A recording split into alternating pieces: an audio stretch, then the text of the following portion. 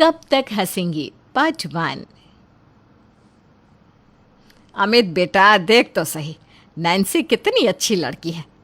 नैन नक्श भी सुंदर है, मुझे तो बहुत पसंद है। बेटा नैन्सी के पापा कई दिनों से फ़ोन करके जवाब मांग रहे हैं और एक तू है जो बात को टाले ही जा रहा है। देखो माँ, मैं आपको बिल्कुल साफ साफ बताता हूँ, मुझे नैन्सी नहीं पर उसकी छोटी बहन साक्षी पसंद है। अगर वो साक्षी का रिश्ता मेरे साथ करना चाहे तो ठीक है, नहीं तो कोई बात नहीं। अरे बेटा कैसी बेतुकी बात कर रहा है। बड़ी को छोड़कर मैं छोटी बेटी का रिश्ता करने के लिए उनसे कैसे कह सकती हूँ। माँ, मेरा पॉइंट बिल्कुल क्लियर है। मुझे एक बिल्कुल गोरी चिट्टी अप्सरा जैसी दिखने वाली लड़की से ही शादी करनी है। साक्षी ना सही, कोई और सही, लेकिन नैन्सी तो मुझे बिल्कुल पसंद नहीं है। अमित की माँ सुशीला उसे रूप रंग से ऊपर उठकर अच्छे गुणों वाली सुशील लड़की चुनने के लिए बहुत समझाती है, लेकिन अमित तो अपने जिद पर ही अड़ा हुआ था कि उसे शादी करनी है तो ऐसी लड़की से ही करनी है जिसे एक बार देख लो तो उससे नज़र ही ना हटने पाए। अमित एक होनहार सरकारी अफसर था, इसलिए नैन्सी के पिता अपनी छोटी बेटी साक्षी का रिश्ता अमित से करने के लिए तैयार हो गए और इस तरह अमित और साक्षी शादी के बंधन में बंधकर एक हो गए। शादी के बाद बेटा साक्षी, तुम दोनों के रिसेप्शन के लिए हमने जयपुर में होटल बुक किया है। अपना सामान पैक कर लो बेटा, आज शाम को ही हम जयपुर के लिए निकल जाएंगे। जयपुर के महंगे होटल में अमित और साक्षी का रिसेप्शन प्रोग्राम चल रहा था। तभी अमित का दोस्त उसके पास आकर धीमी आवाज में कुछ कहता है। अमित भाई, कहाँ से ढूंढ कर लाया है हीरे जैसी भाभी को? भाभी के सामने तो स्वर्ग की अप्सरा भी शर्मा जाए। भाभी तो सच में बहुत खूबसूरत है, लेकिन ये अमित भाभी के सामने बिल्कुल वैसा ही लग रहा है जैसे लंगूर के हाथ में अंगूर। भाभी ने कौन सी ऐनक पहनकर तुझे पसंद किया है? बुरा मत मानना भाई, लेकिन कहाँ तू और कहाँ भाभी। अनंत की बात सुनकर अमित के सारे दोस्त खिलखिलाकर हंसने लगते हैं। अपने दोस्तों के बीच में अपना मजाक बनते देख अमित थोड़ा खिसिया जाता है और बात को बदलकर माहौल को हल्का करने की कोशिश करने लगता है। रिसेप्शन पार्टी के बाद अमित अपनी दुल्हन साक्षी के साथ घर लौट आता है, लेकिन दोस्तों का हंसता हुआ चेहरा अभी भी उसकी आंखों के सामने घूम रहा था। 2 दिन बाद बेटा अमित, मैंने मुंह दिखाए का छोटा सा प्रोग्राम रखा है जिसमें मेरी सहेलियां और थोड़े आस पड़ोस के लोग शामिल होंगे। तो ऐसा करना कल की छुट्टी ले लेना और हाँ, अच्छा सा जोड़ा पहनकर तैयार हो जाना। हाँ बेटा। माँ, मेरा किसी मुंह दिखाई के प्रोग्राम में शामिल होने का मन नहीं है। क्या फ़ायदा है? मैं चाहे जितना भी सज सवर कर बैठ जाऊँ, आपकी बहू के सामने मैं लगूंगा तो लंगूर ही ना। अरे ये कैसी बात कर रहा है बेटा? ऐसा किसने कह दिया तुझसे कि तू लंगूर है? अरे चांद जैसा बेटा है मेरा, लड़कियों की लाइन लगी थी मेरे राजकुमार के लिए। खुशकिस्मत है साक्षी कि उसे तेरे जैसा पति मिला। माँ, मुझे बच्चों की तरह बहलाना बंद करो। आईना मुझे भी देखना आता है। आपके मुंह दिखाए में भी वही होगा जो उस दिन रिसेप्शन पार्टी में हुआ। हर कोई आपकी बहू की तारीफ के कसीदे पड़ेगा और मुझे देखकर मेरा मजाक उड़ाएगा। अमित माँ से बातें कर रहा था, तभी साक्षी वहाँ आ जाती है। देखिए ना, मैंने आपके लिए ये लाल रंग का कुर्ता पजामा बनवाया है। मैं भी कल लाल साड़ी पहनूंगी। दोनों एक ही रंग पहनेंगे तो बहुत अच्छा लगेगा, है ना माँ जी? लाल साड़ी पहनकर तुम तो कश्मीर की राजकुमारी लगोगी और मैं सांवले रंग पर लाल कुर्ता पहनकर एक नंबर का लंगोर लगूंगा। यही तो तुम चाहती हो ना, कि हर कोई बस तुम्हारी तारीफ करे और मेरी खिल्ली उड़ाए। ये आप कैसी बात कर रहे हैं? आप मेरे पति हैं, मैं ऐसा क्यों चाहूँगी कि कोई आपका मजाक बनाए?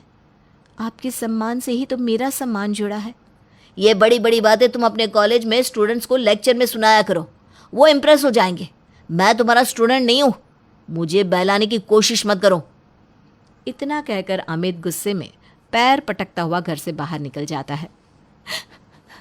ये मुझसे इस तरह से बातें क्यों कर रहे हैं? माँ जी, मुझसे कोई गलती हुई है क्या? अरे अरे साक्षी बेटा, देख ऐसे रोते नहीं बेटा। ये नालायक पता नहीं किसकी बातों में आकर ऐसी बेवकूफ़ाना बातें कर रहा है, लेकिन तू तो समझदारी दिखा बेटा। अगर पति नाराज़ भी है तो पत्नी को उसे मनाना आना चाहिए। ऐसे ही तो प्रेम की डोर मजबूत होती है ना? और तू चिंता मत कर बेटा, मैं हूँ ना। अभी तो ये नालायक बाहर चला गया, लेकिन आने दे इसे। कान खींच कर इसे रास्ते पर लेकर आती हूँ। चल अब तुम मुस्कुरा दे और जाकर कल के फंक्शन की तैयारी कर ले। सुशीला ने बहू साक्षी को किसी तरह समझा बुझाकर अपने कमरे में भेज तो दिया था, लेकिन चिंता की लकीरें उसके माथे पर भी घिर रही थी। राम जी, ये क्या हो रहा है? नई नई शादी है, अगर अभी से मनों में गांठ पड़ जाएगी तो आगे इनका रिश्ता कैसे चल पाएगा? मुझे ही अमित को समझा बुझाकर सही रास्ते पर लाना होगा। सुशीला लॉबी में बैठी अमित के बाहर से लौटने का इंतजार कर रही थी। तभी अमित घर में दाखिल होता है। अमित बेटा, रुक जा ज़रा, मुझे तुझसे कुछ बात करनी है। क्या बात है माँ? अगर आपको साक्षी के बारे में बात करनी है तो प्लीज़ मत कीजिए, मुझे इस बारे में कुछ नहीं सुनना। बेटा, अभी तेरी शादी को बस 5 दिन हुए हैं और 5 दिन की शादी में तू साक्षी से बात करने और उसके साथ बाहर निकलने में संकोच महसूस कर रहा है, तो बाकी की ज़िंदगी किस तरह बिताएगा? क्या तू कभी अपनी पत्नी के साथ घर से बाहर ही नहीं जाएगा? आखिर साक्षी की गलती क्या है बेटा? माँ प्लीज़, मैं पहले से ही बहुत परेशान हूँ, मेरी परेशानी और मत बढ़ाओ। बेटा, कल 4 लोग घर में जमा हो रहे हैं और वो सब लोग तुम दोनों से मिलने के लिए ही यहाँ आने वाले हैं, तो बेहतर होगा कि तुम समय से तैयार होकर नीचे आ जाओ। बाकी तुम जैसे चाहो वैसा करो, मैं समाज में अपना तमाशा बनता नहीं देख सकती। ठीक है माँ, आ जाऊँगा मैं। माँ के दबाव देने पर अगले दिन अमित पत्नी साक्षी के साथ मुंह दिखाए में शामिल हो जाता है, लेकिन उसके मन में हर पल बस यही बात चल रही थी कि लोग उसे देखकर उसका मजाक बना रहे हैं। उसकी नज़रें लगातार हॉल में बैठे लोगों के चेहरे पर घूम रही थी।